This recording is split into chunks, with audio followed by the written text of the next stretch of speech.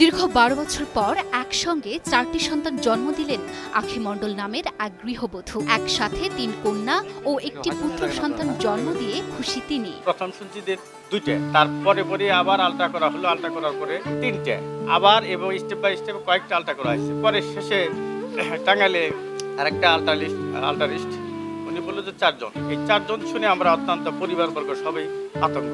একসঙ্গে 4টি শিশুর জন্ম দিয়ে বিরল এক ঘটনারও জন্ম দিলেন টাঙ্গাইলের এই গৃহবধূ। মির্জাপুরের কুমুদিনী হাসপাতালে অস্ত্রোপচারের মাধ্যমে তিনি একসঙ্গে জন্ম দেন 4 যমজ সন্তানের। একসাথে 4টি বাচ্চা গর্ভধারণ এবং জন্মদান করা এটি অত্যন্ত দুর্লভ একটি ঘটনা। এ ধরনের ঘটনা সাধারণত 5,12,000-এ একটি হয়ে থাকে। যখন শুনতে পারছি ডাক্তারের কাছে যে আমাদের 4টা বেবি হবে, তখন মনে করেন আমরা খুব খুশি হয়েছি, কিন্তু একটা যে মৃত্যুর মুখে আমরা খাড়িয়েছিলাম সেটা বলার বাইরে। এই খবর ছড়িয়ে পড়ায় হাসপাতালের নিবিড় পর্যবেক্ষণ কক্ষটি এখন সকলের কৌতূহলের কেন্দ্রবিন্দু। সবাই অবাক হয়ে গেছে যে কিভাবে আমরা এটা পেলাম। আমার খুব ভালোই লাগতেছে, সবাই দোয়া করতেছে, দোয়া করলে আমারও ভালো লাগবে। তবে দুঃখজনকভাবে একটি কন্যা সন্তান মৃত অবস্থায় পৃথিবীতে আসে। বাকি 3 নবজাতক বর্তমানে সুস্থ আছে এবং চিকিৎসকদের নিবিড় পর্যবেক্ষণে রয়েছে।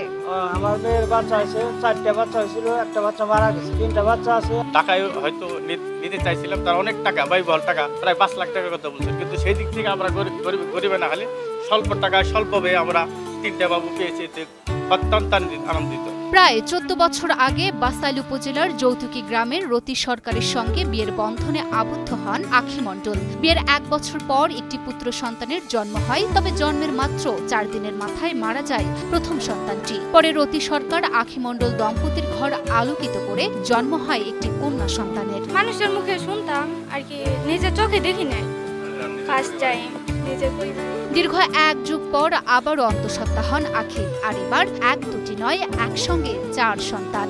আমি খুব খুশি, পাগল হয়েছিলাম, 2টা মেয়ে, একটা ছেলে। খুশিতে কান্না না, মনে করেন পাগল হয়ে গেছিলাম যে মানুষ একটা চাই আল্লাহর কাছে পায় না, আর আমরা না চাইতে আমরা 3টা বাচ্চা পাইছি। গত রবিবার 6 এপ্রিল 8 মাসের গর্ভকালীন জটিলতা নিয়ে আখি ভর্তি হন কুমুদিনী হাসপাতালে। এরপর গাইনি বিভাগের রেসিডেন্ট সার্জন ডক্টর মেহেরুন্নেসা মায়া সফলভাবে এই অস্ত্রোপচার সম্পূর্ণ করেন। মানে 8 মাসের সময় সে প্রসব ব্যথা নিয়ে ভর্তি হয়েছে ইমার্জেন্সি হয়ে, এবং আমরা তার জন্য আমি, আমার গাইনি টিম, অ্যানেস্থেসিওলজিস্ট এবং নিওনেটোলজিস্ট, তারা দ্রুততম সময়ে অত্যন্ত দক্ষতার সাথে অস্ত্রোপচারের মাধ্যমে আমরা 4টা বাচ্চা ডেলিভারি করেছি।